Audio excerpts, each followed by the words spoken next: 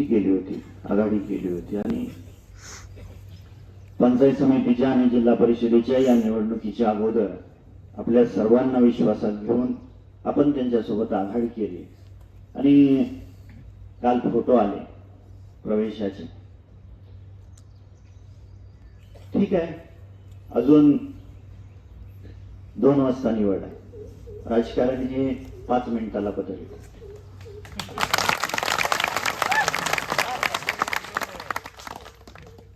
स्वर्गीय आबासाहेबांच्या विचाराने आपण चालत आलेलो आहे. पण आबासाहेबांनीही 60 वर्ष राजकारण करत असताना तालुक्यात आणि जिल्ह्यामध्ये परिस्थितीनुसार काही वेळेला काही पावलं आबासाहेबांनी उचलली होती. त्याचे साक्षीदार मला वाटतं ज्येष्ठ मंडळी आहात. प्रत्येकाचे नातं हे प्रत्येक पक्षाच्या नेत्यासोबत असतं आणि आपल्याकडे स्वर्गीय आबासाहेबांचा वारसा असल्या कारणाने माझंही राज्यातल्या प्रत्येक सत्ताधारी पक्षाच्या वरिष्ठ मंडळींची नाता नाही. त्याच्यामुळं आताच बऱ्याचशा नेते मंडळींनी जी मतं व्यक्त केली त्या पद्धतीने आपण पुढे जायचं की नाही त्याचाही विचार करू. 5 वर्ष सभापती किंवा उपसभापती सत्ता नसेल पंचायत समितीवरती. आता संतोष भाऊनी चांगल्या पद्धतीने सांगितलं की बाबा हा पक्ष हा संघर्षातून तयार झालेला आहे, चळवळीतून तयार झालेला पक्ष आहे आणि आपला कार्यकर्ता सुद्धा त्या चळवळीला आणि संघर्षाला कायम तयार असतो.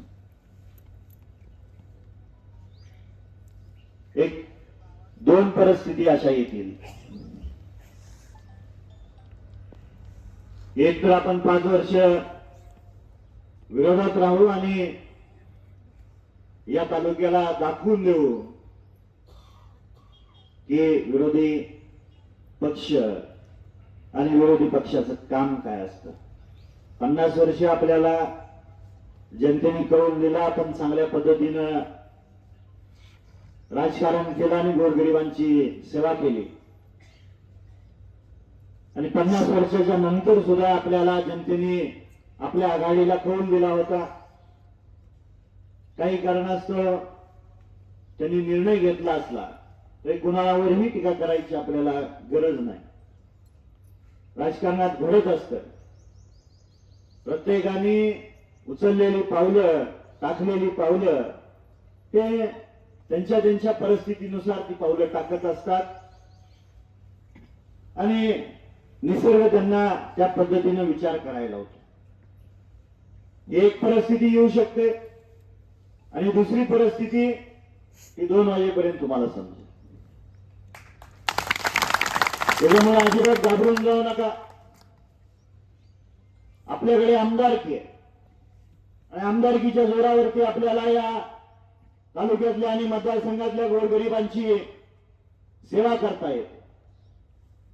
जे आपल्या समोर वाढून ठेवलेलं आहे त्याला स्वीकारायचं आणि ताकदीनं आणि धीराने त्याला तोंड देऊन 5 वर्ष आपण कारभार पाहायचा, विरोधी पक्षाची भूमिका बजावायची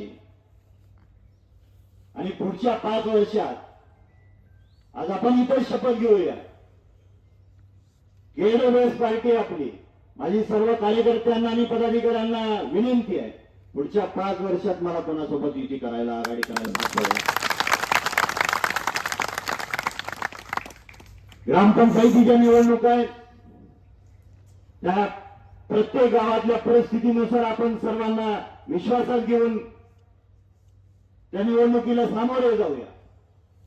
पण पुढच्या 5 वर्षांनी ज्यावेळेस पंचायत समितीची निवडणूक लढूया त्यावेळेस स्वबळाचा नारा देऊन लढूया आणि ताकदीनं पंचायत समितीवरती लालबावटा फडकून स्वर्गीय आबासाहेबांना श्रद्धांजली वाहूया. दुःख एवढ्याच गोष्टीचं आहे की आबासाहेबांच्या निधनानंतरची पहिली पंचायत समिती आणि जिल्हा परिषदेची निवडणूक होती आणि या पहिल्या निधनानंतरच्या निवडणुकीमध्ये सगळ्यांना वाटत होतं ज्या पद्धतीने आबासाहेबांनी या पंचायत समितीवरती लालबावटा आबाधित ठेवलाय त्याच पद्धतीने आपण ठेवूया. पण परिस्थिती असते, अजिबात घाबरायचं नाही. आपण आबासाहेबांच्या विचारांचे पाळीक आहोत. सत्ता नाही म्हणून अजिबात घाबरायचं नाही. आबासाहेबांनी 95 ते 99 पर्यंत आपण विरोधात होतो.